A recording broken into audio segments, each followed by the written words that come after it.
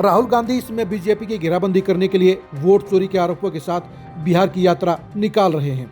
लेकिन राहुल गांधी इस मामले में दोहरी पॉलिटिक्स कर रहे हैं, दो मुंही पॉलिटिक्स कर रहे हैं, क्योंकि एक तरफ वो बीजेपी को कसूरवार ठहराने के लिए हर मुमकिन काम कर रहे हैं, वहीं दूसरी तरफ अपनी पार्टी में शामिल वोट चोरी के देश के सबसे बड़े आरोपी को बख्शने का काम कर रहे हैं, इग्नोर करने का काम कर रहे हैं और उनके खिलाफ कोई कार्रवाई नहीं कर रहे हैं। हम बात करें पूर्व मंत्री सुखबीर कटारिया और उनके बेटे निशित कटारिया की।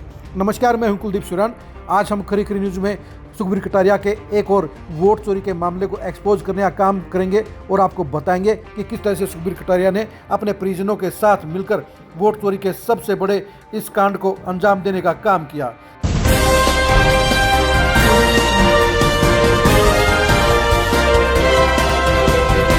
सबसे पहले हम आपको बता दें कि सुखबीर कटारिया और निशित कटारिया के साथ साथ सुखबीर कटारिया की पत्नी भी इस वोट चोरी कांड में शामिल थे।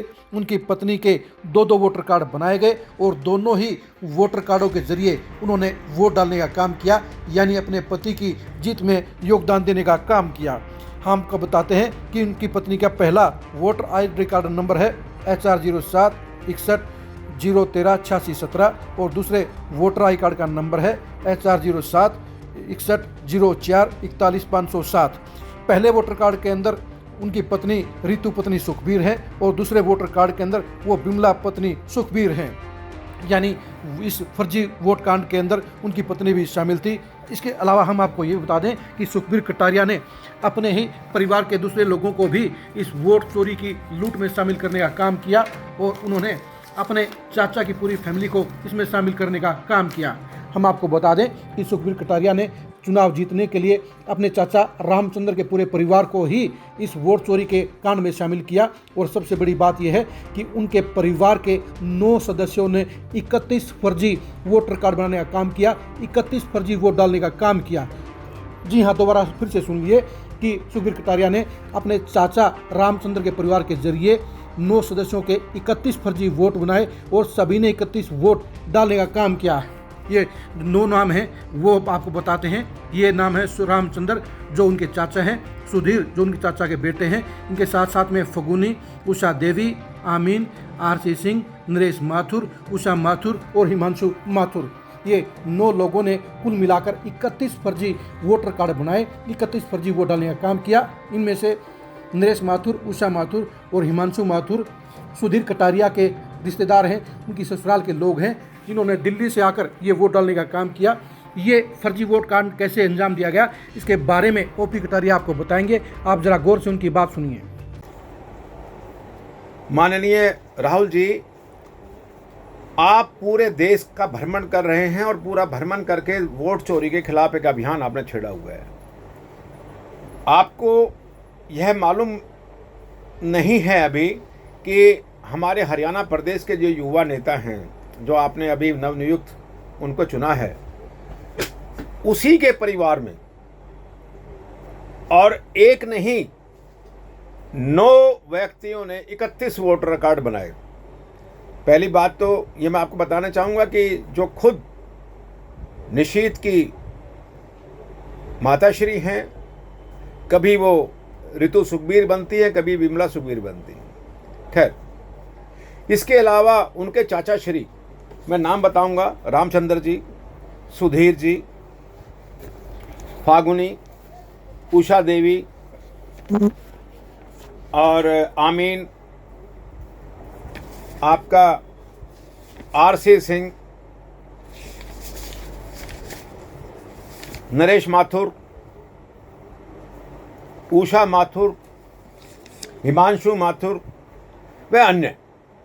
इन लोगों ने, ये रिलेटिव्स हैं सुखबीर के चाचा, सुखबीर के भाई के साले, जो दूसरा जिनकी दिल्ली में भी ID बनी हुई। इन 9 व्यक्तियों ने 31 ID बनाई और उनको कास्ट किया। आप ये देखिए ना, कितना गजब है कि गुड़गांव दिल्ली का मात्र 28 किलोमीटर का फासला है, जहां माननीय आपका ऑफिस भी है और मकान भी है। हमने जो डॉक्यूमेंट्स निकाले हैं ऑथेंटिक सत्यापित RTI के द्वारा मिले हैं। सभी वोट 17 के द्वारा कास्ट हैं। जल्द ही हम आपसे मिलने वाले हैं। इस पर कार्रवाई क्यों नहीं हो रही, फिर क्या झूठा प्रचार आप क्यों कर रहे हैं? अगर ये जो मैं आपसे ये अपील कर रहा हूं, अगर मेरी बात झूठी साबित हो तो सार्वजनिक रूप से मुझे बेईमान, ब्लैकमेलर या जो भी कुछ कहेंगे वो आप हमसे कह सकते हैं। और ये छूट निशित को भी है। निशित किसी प्रकार का ना उनके पिता श्री सुखबीर कटारिया को जवाब देते हैं। इसका मतलब ये है कि हम सच्चे हैं। अगर सच्चे हैं तो फिर कार्रवाई क्यों नहीं होती? धमकी क्यों देते हैं कि आप चैनल मालिक को हम आपके खिलाफ कार्रवाई करेंगे? क्या यही लोकतंत्र है? अरे लोकतंत्र है, सच्चा लोकतंत्र मानते हैं जिसके लिए आप लड़ाई लड़ रहे हैं, तो इस पर भी कार्रवाई कीजिए। हम आपके सदैव आभारी और देश के आभारी रहेंगे कि किसी व्यक्ति ने जो फर्जी वोटर कांड के विरुद्ध, वोट चोरी के विरुद्ध अभियान चलाया था, वो सक्सेस हो। ऐसी हम आपसे उम्मीद रखते हैं। जय हिंद, जय भारत। आपने सुन लिया होगा कि ओपी कटारिया ने पूरा खुलासा कर दिया है कि किस तरह से सुधीर कटारिया के जरिए सुखबीर कटारिया ने फर्जी वोट कांड को अंजाम दिया और अपने परिवारजनों के साथ मिलकर इस फर्जी वादे को आगे बढ़ाने का काम किया। जब आप ही बताइए, जब एक चाचा के परिवार के जरिए 31 वोट सुखबीर कटारिया अपने हाथों से बना सकते हैं। जी हाँ, दोबारा फिर से सुन लीजिए कि सुखबीर कटारिया ने ये 9 के 9 वोट अपने हाथ से बनाए हैं और ये सारे के सारे फर्जी वादे को अंजाम देने के लिए उन्होंने पहले फर्जी राशन कार्ड बनाने का काम किया और उसके बाद उन्होंने फर्जी तरीके से ही इस सारे काम को आगे बढ़ाने का काम किया। हम आपको बताते हैं कि ये खेल कई बूथों पर हुआ, जहां बूथ नंबर 132 के अंदर वोट नंबर 330, 331, 332, 333, 337, 339 भुगतवाए गए, यानी कि डाले गए। वहीं बूथ नंबर 61 पर वोट नंबर 1075, 1076, 1070, 1078, 1079 और 1080 फर्जी वोटर थे। बूथ नंबर 133 पर वोट नंबर 417 और रामचंद्र इसमें सुरेश पुत्र विशाल बन गए, यानी उनके चाचा ने फर्जी सुरेश बनकर वोट डालने का काम किया, फर्जी वोटर कार्ड बनाने का काम किया। बूथ नंबर 63 के ऊपर वोट नंबर 1070, 1071, 1072 और 1073 में ये फर्जी वोटरों ने वोट डालने का काम किया। बूथ नंबर 136 पर वोट नंबर 1551, 1552, 1553 और 1554 में इनके परिवार के लोगों ने ये वोट डालने का काम किया।